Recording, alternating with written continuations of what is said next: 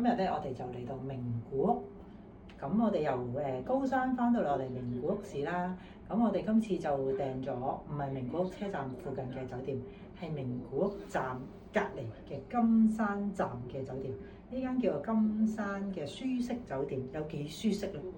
好啦，頭先都望到啦，一入門口就有個茶水部啦，有茶壺啦、綠茶啦，有個雪櫃啦，跟住咧就會有塊鏡。咁正常嘅除臭劑啊、鞋抽啊、即棄拖鞋都有嘅，係啦。咁呢度又有擦鞋嘅刷啦、衣架啦，俾你入嚟門口就掛衫，係啦。咁正常嘅垃圾桶啦，係啦，電視同埋一張床嘅，係啦。咁呢個咧就係是次入住嘅酒店，係啦。咁我哋咧就訂咗每人一間房嘅，咁變咗個空間咧就空間感大提升。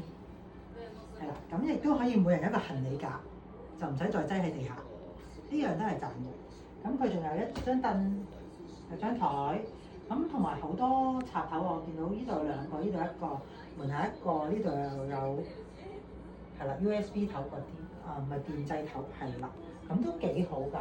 個景咧因為呢度係最高層啊，咁都望到遠嘅嘢啦，同埋樓下嗰啲燈紅酒綠嘅紅燈區啦。係啦，咁再嚟睇埋個廁所，